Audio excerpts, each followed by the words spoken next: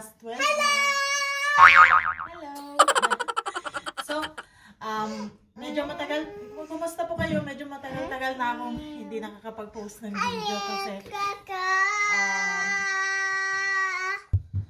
ayan, so, ang gulo ni Bianca kaya pinapunta ko sa papa niya.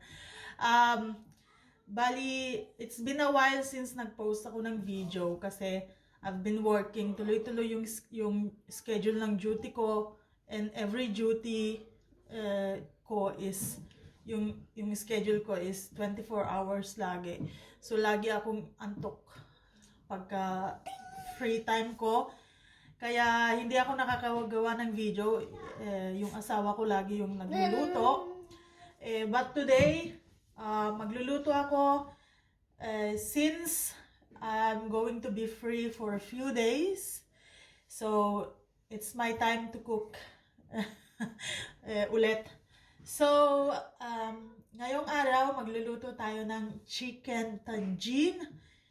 It's a Moroccan dish. So, I have a whole chicken here that I'm going to use later. Kaya, ikakat ko lang siya in the middle. So, hindi ko siya ikakat ng small piece. Ikakat ko siya ng middle.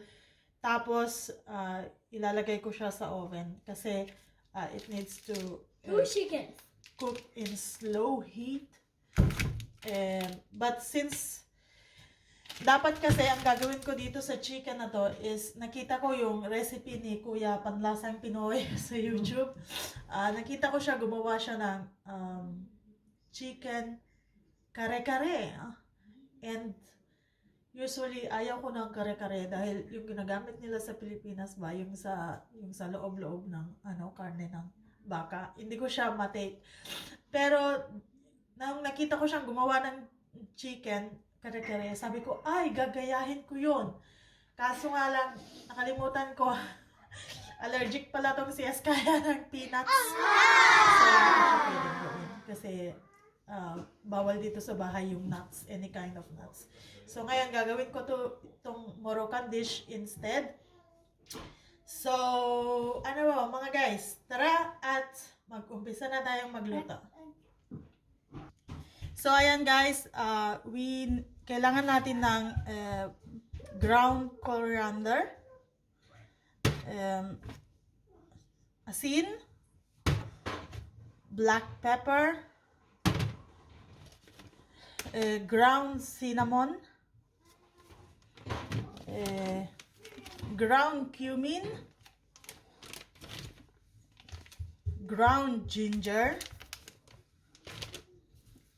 onion, garlic, paprika. You can also use, pwede din gamitin yung paprika powder. Wala akong paprika powder, so gagamit ako ng fresh paprika. Lemon, gagamitin natin yung balat niya at saka yung juice ng lemon. Gagamit din ako ng syrup. Pwede din honey ang gamitin. But ito yung gagamitin ko ngayon. And then, I have this. Hulaan nyo kung ano to. Ayan, ano siya. Gumawa ko ng sarili kong chili paste. So, gagamitin ko to for the chili. But pwede din kayo gumamit ng chili powder or cayenne pepper. And then, carrots. And of course, the chicken. Tapos, gagamit din tayo ng olive oil para sa pagprito ng ating chicken. So, yun ang una kong gagawin guys. Hahatiin ko na yung chicken into 2. Tapos, ipiprito ko sila in both sides para gamitin natin mamaya. So, let's start guys. So, ayan, i-fry na natin yung chicken natin.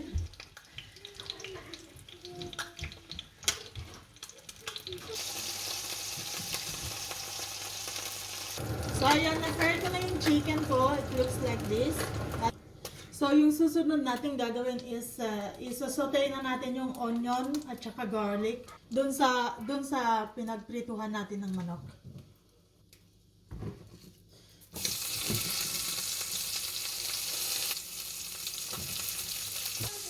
Ayan, pag medyo golden brown na yung ating onion tsaka garlic, ilalagay na natin yung ating other ingredients, yung powder sa garlic. Sa mix ng onion tsaka garlic. So that's coriander, ginger powder,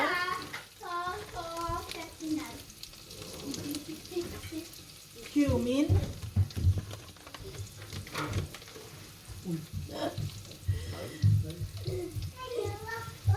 cinnamon powder, salt, black pepper,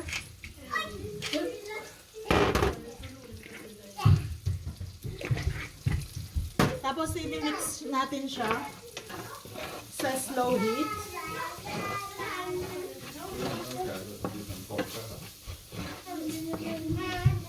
So, ganyan yung itsura niya, guys.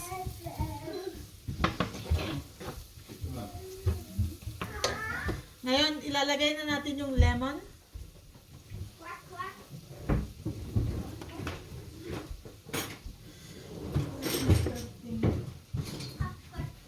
Yung lemon zest.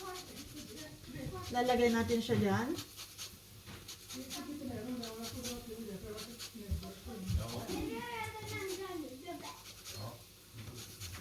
Ito yung magiging juice ng ating chicken tagine. Chicken tagine. Yan. Maglalagay din tayo ng juice.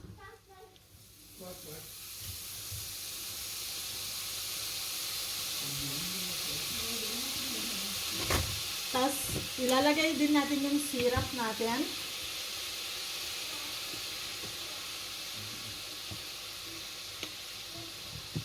At saka, of course, yung ating chili paste.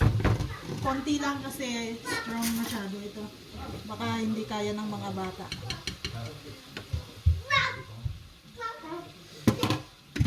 So, mix natin siya. Okay. Tapos yung nakita nyo yung father-in-law ko kanina, nagdala siya ng olives. Kailangan din natin siya. So I will use some olives.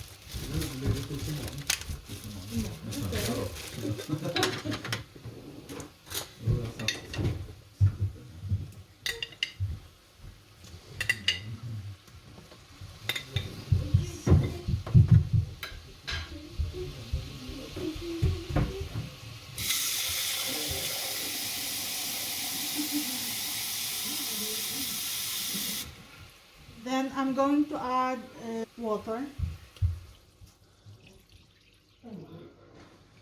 So,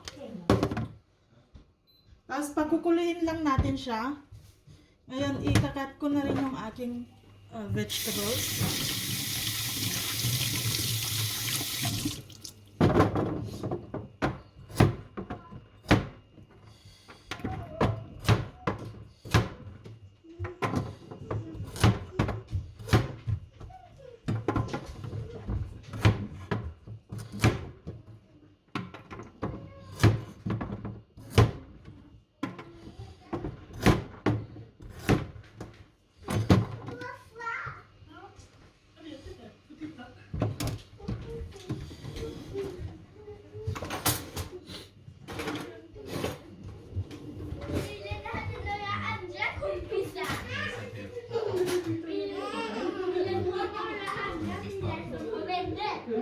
So ayan, nag-umpisa na siyang kumulo. Yung carrots, ilalagay ko na siya sa manok, dito sa mix ng manok. Ganyan.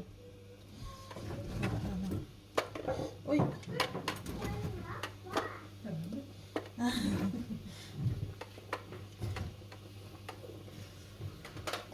So, since kumulo na siya, isasama na natin siya sa manok.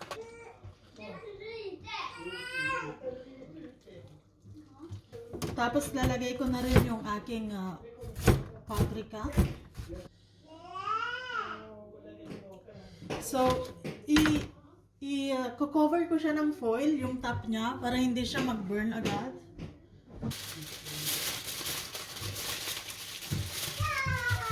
Tapos ilalagay na natin siya sa oven. Iwan natin siya dyan ng 1 hour. So, yan guys, yung gagawin ko na ngayon is yung sauce ko, gagawin ko siyang malapot. Kasi papakulo ko ulit yung aking chicken dun sa sauce para, kasi hindi siya naglapot. Nakalimutan ko yung flour pala. Kaya ang gagawin ko ngayon is, mag-mix ako ng flour. Tapos ilalagay ko dun sa ating sauce. Ganyan siya. Ano mga anak ko, dito kasi yung lolo't lolo nila. Kaya yan, nakikipaglaro sila sa kanila. Pasensya na sa ilong ko. Lumabas kasi ako kanina. Chinek ko yung labahin ko kasi naglalaba din ako ngayon. All around ako ngayon. Kasi free time ko. Ayan, medyo malamis-tamis at saka spicy yung ating sauce. Tatagdagan lang natin ng salt at pepper.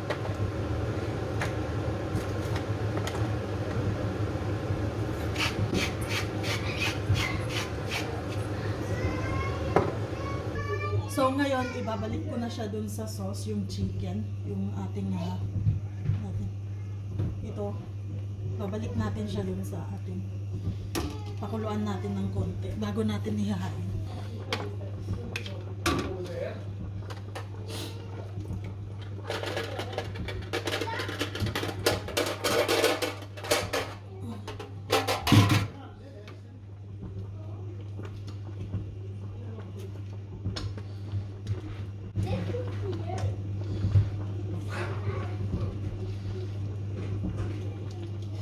Ayan, so pagkakulaan lang natin siya ng 30 minutes tapos ready na siya.